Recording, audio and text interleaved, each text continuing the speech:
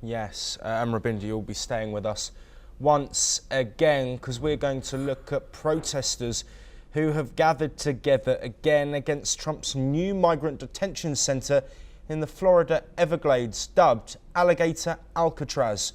US President Donald Trump on Monday toured the site and declared it a powerful symbol of his plans to expand mass deportations if elected. The fortified camp, built in just 8 days, is surrounded by swampland, razor wire and guard towers and is designed to hold up to 5,000 migrants at a time. During the tour, Trump praised state and federal officials for their coordination and made light of the camp's dangerous location, saying escapees would have to dodge gators and pythons if they tried to flee. He called it a big, beautiful deterrent, adding that this type of centre should be replicated across the country. But outside the gates, hundreds of protesters gathered, chanting "Shut it down" and waving signs reading "Cruelty isn't security." Human rights groups describe the conditions as inhumane, while indigenous leaders from the Miccosukee and Seminole tribes condemned the project for destroying sacred land and threatening fragile wildlife. Environmentalists have filed multiple lawsuits citing damage to protected ecosystems. The facility's opening comes amid a broader push by Republican lawmakers to fast-track immigration enforcement funding. Florida Governor Ron DeSantis has deployed 100 National Guard troops to support the center, and migrant transfers are expected to begin immediately. As political pressure builds ahead of the 2025 conversations, Alligator Alcatraz has become a flashpoint in America's immigration debates, hailed by Trump as necessary and denounced by critics as a dark symbol of fear and exclusion. Let's listen into what a protester has had to say. I live 4 miles away from where Alligator Alcatraz is happening. I think it's important for me to be here because I want my voice to be heard. I am someone in the crowd. I'm sure not everyone is going to notice me, but I know that me being here, I'm making a difference myself.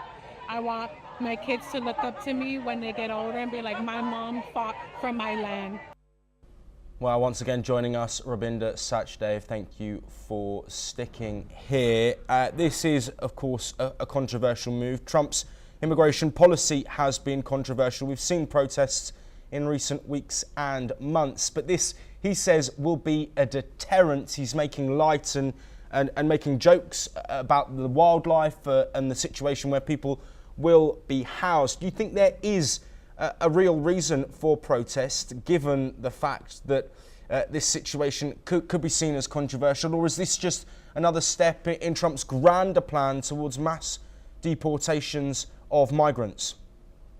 Thank you. I mean, it's actually all of what you said. We can, unpack it. The protesters, I do think they are within their rights, because what's seeming is the treatments or the process is inhumane and also inhuman. Okay, so the protesters have a point there, no doubt. Now, from Trump perspective, this is what he's sought out to do. This is what he has to show to his base, that I am taking strict action against illegals. Okay, and the optics of it, or rather the optopolitics of it, which we are seeing, is what Trump wants to convey to his base or within America, and show that yes, he is a strong president and promise made, promises delivered, right? That perspective. And also another intent for the United States in doing this is to let these optics or images go around the world also, so as to deter future illegal migrants coming into the country. So that's what Trump is doing. And as you said, as we see this, the very name of this detention center is so much like out of a Hollywood movie, kind of a thing, right? A thriller or a horror movie, Alligator Alcatraz. And it is said, yes, that the only way out of that place is a one-way flight. No other way you can get out of that. Okay, so as if anybody is looking to get out, but what they're doing is they're building a township within that of 5,000, as you mentioned the numbers, and these to be replicated across the country. That's what he says. But on the other hand, you see, Trump's target of arrests is not keeping up. they've set a target of arresting 3,000 illegals every day. What the Department of Homeland Security is being able to do is maybe 800, 900,000. So there's a pressure coming from up, down, from Steve Miller downwards all the way, ramp up the number of arrests. So we will see more and more of such, facilities happening, more and more of such stories, not only stories, they're mass narratives of,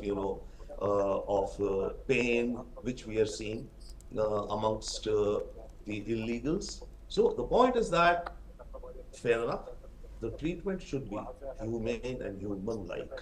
That's where America seems to be failing, and that's where I think Trump should ratchet up. Fine, do whatever you want to, but look at that aspect.